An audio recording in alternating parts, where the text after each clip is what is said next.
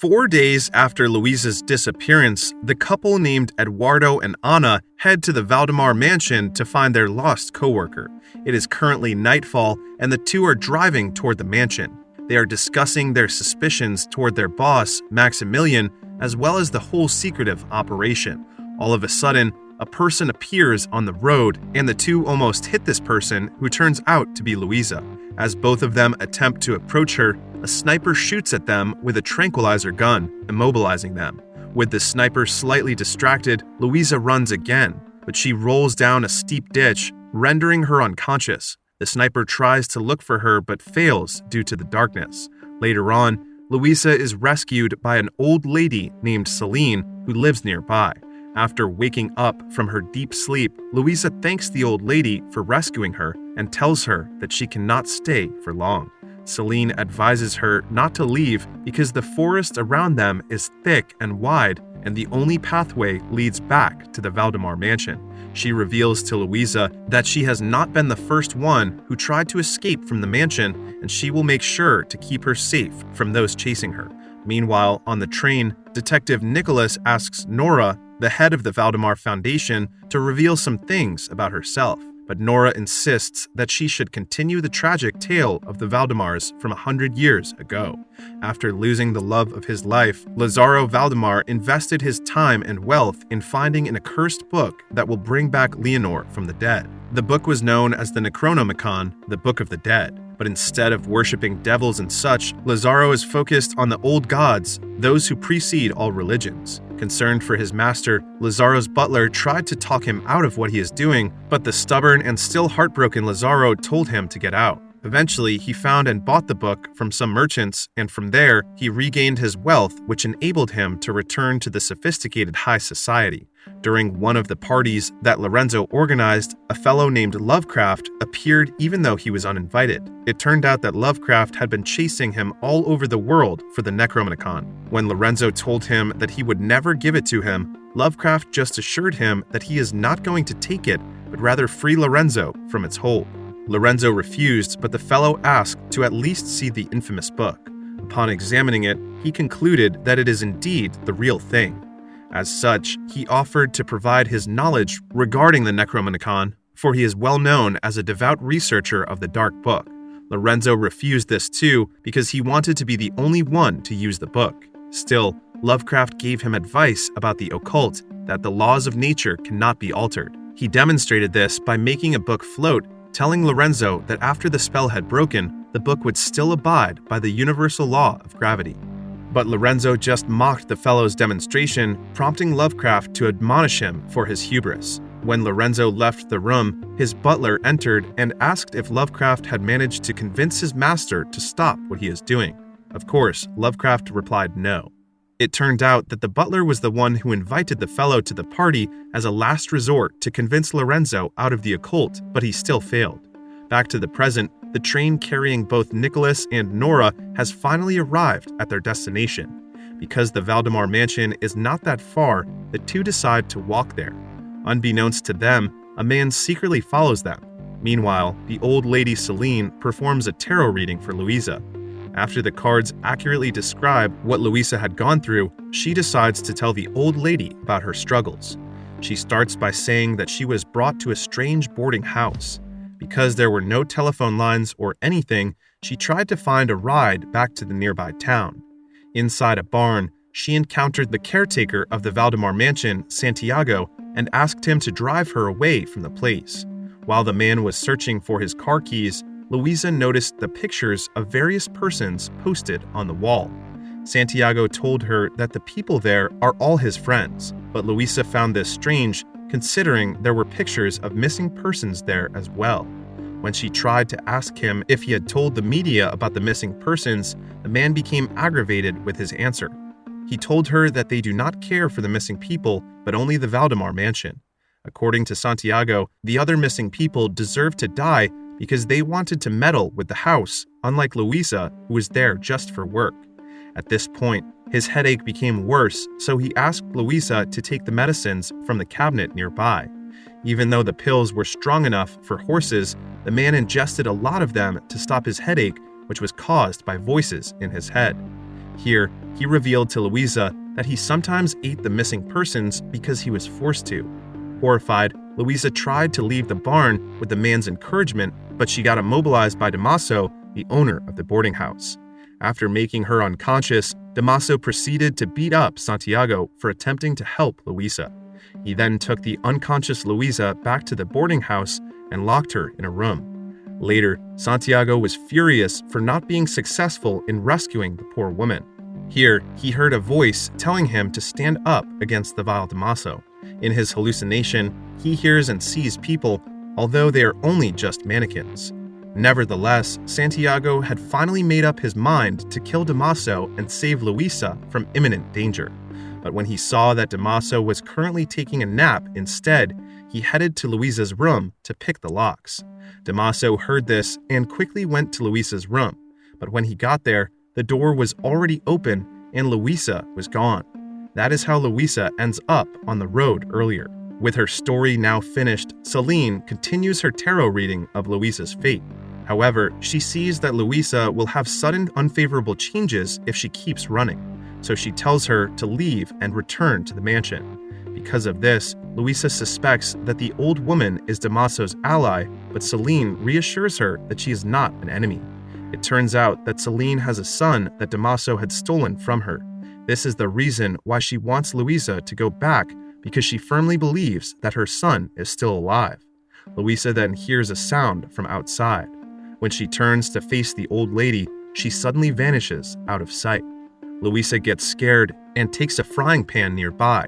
She opens the door and slams it on the head of the unknown figure, who turns out to be Nicholas. Nora rushes to the detective's side and Louisa asks them who they are. Nora recognizes her as the missing Louisa. After introducing herself and the unconscious Nicholas, Louisa embraces her with a sigh of relief. Feeling sorry, Louisa tries to wake up the detective. However, Nora suddenly puts a chloroformed cloth on Louisa's face, making her sleep. In an unexpected turn of events, Nora is working with Damaso all this time. They talk through their walkie-talkie about their next move regarding the people they caught. Afterward, Damaso goes back to the boarding house and lures Santiago using Nora's voice. Santiago is quite close to Nora, so he comes out of his hiding place to talk with her in the darkness. After finishing their conversation, Damaso opens the lights and takes out one of Santiago's mannequins. Because Damaso is told not to harm Santiago by beating him up, he harms the poor man's emotions instead by beheading the mannequin, making him cry in anguish. A while later, the four captives, Louisa, Nicholas, Anna, and Eduardo, wake up and find themselves together. Nicholas explores the room and learns that the door is locked. Aside from that, he also sees a taser gun and various pictures on the wall, concluding that it belongs to a sadist. Louisa looks around too and strongly believes that they are in the basement of the Valdemar mansion.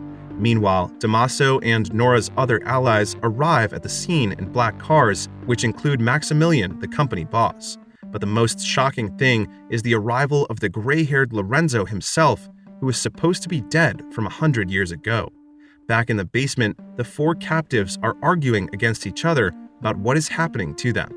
All of a sudden, Santiago knocks on their door and tells them that he will help. However, if he helps them, he demands that they take another person with them. The captives agree, so Santiago opens the door.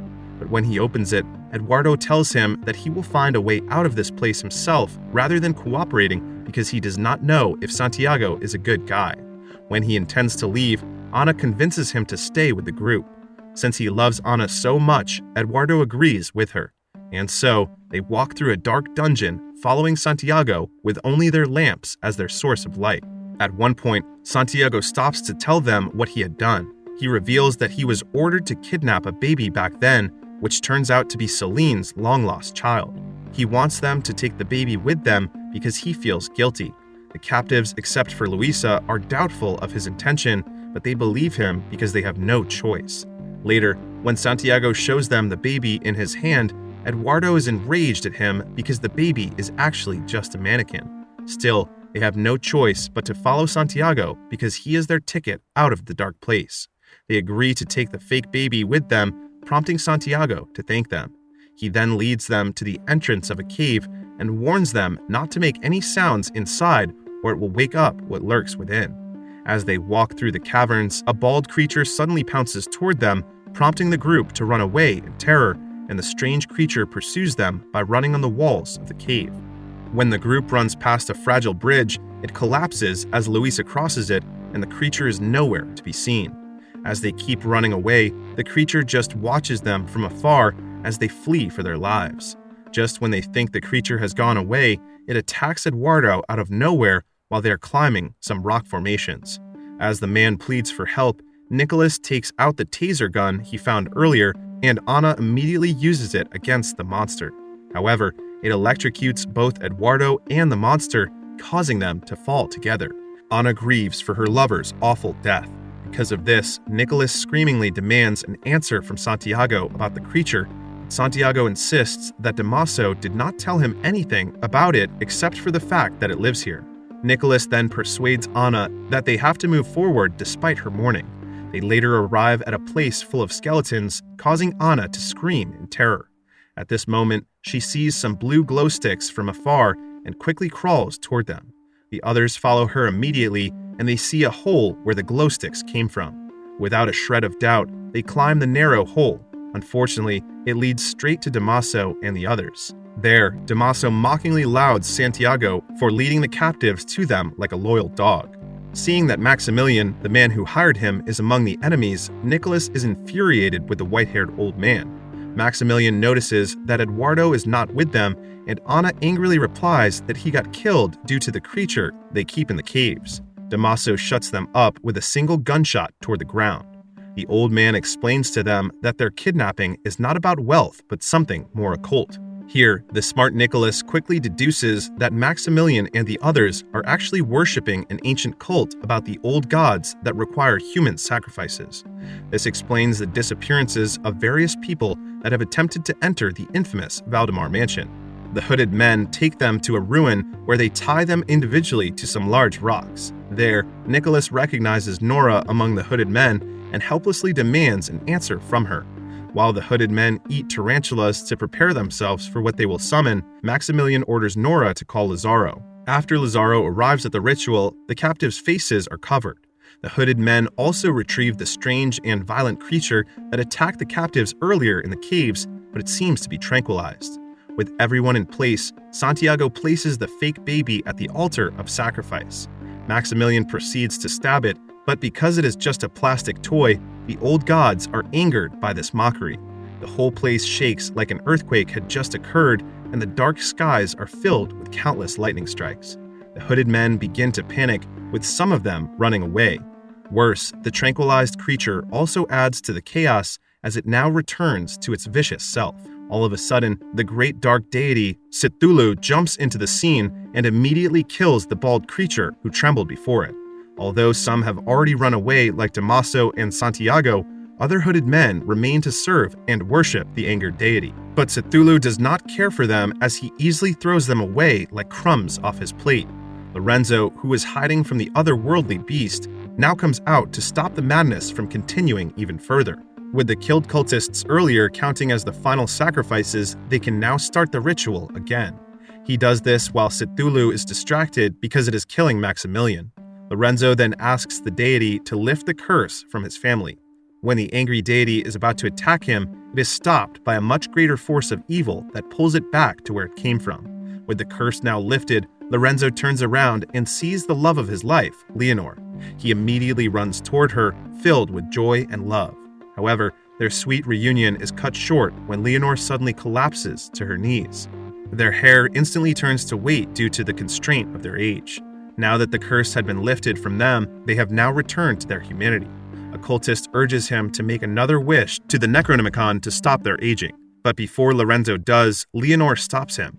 Instead, she wishes that he frees the souls of everyone that has been sacrificed for the ritual because she has heard their sufferings when she was still trapped in purgatory for 100 years. Convinced by his wife's wish, Lorenzo uses the Necronomicon one last time to free the innocent souls who have been wrongfully sacrificed. With this final wish, the couple finally dies in each other's arms, and the accursed book gets destroyed as it grants the request. Meanwhile, Santiago confronts Damaso, who is storing some essentials for his escape. Damaso mocks him, saying that he should have killed him a long time ago. When Santiago shows his axe to him, Damaso points his gun at him and mocks him even more for foolishly threatening him. But the usually sacred Santiago manages to strike his opponent with newfound courage, although he gets shot at his side. He then proceeds to hack him several times more. Afterward, he calls the police to report that many people have already died before collapsing due to his wound. He later wakes up inside a police car where the police officer assures him that he will be taken to the hospital. Meanwhile, some police officers discuss the horrible massacre that transpired at the ruins. They don't even know how they can write a report about it. Due to the sudden presence of police cars and ambulances in the area, the reporters also flock to the scene. Nearby, Louisa and Nicholas are being treated by the medics. Louisa sees Santiago and follows him. The medics tell Louisa that Santiago has lost a lot of blood and is about to die at this point. Suddenly, Celine runs into the tents to talk to her baby. As it turns out, Santiago is actually her long-lost son. Talking to his mother, the man suddenly becomes alive again, which the medics find impossible. But this is only for a short time because Santiago dies immediately right after the reunion with his mother. A police officer then enters the tent where Louisa and the others are placed. Even though he knows they are still recovering from what happened to them, he asks for their statements because they might forget any valuable detail about the incident. But the medic demands the policemen to conduct the investigation later because the victims still need rest. The police officer accepts. He tells them instead not to talk with the press until at least they have given their statements. When the policeman leaves, Celine tells Louisa and the others not to reveal anything vital because she senses the policeman as being one of the enemies. At this moment, another person walks in, and this is one of the cultists from earlier, now dressed in normal clothing. Celine immediately flees from the tent. There, Anna recognizes the man as the mysterious visitor who asks for the Valdemar mansion to be valued, causing this whole chain of events to happen. The man tells them that he tries to warn Maximilian about this, but the old man would not listen to him. He then offers them a proposition to join their secret order. Of course, they refuse his offer. Instead, Nicholas informs the man that Eduardo, their now deceased comrade, had taken notes of everything. He threatens him that they will reveal their dark secrets if any harm befalls them. Frustrated by the decline, the man has no choice but to accept. Together, the three survivors leave the tent.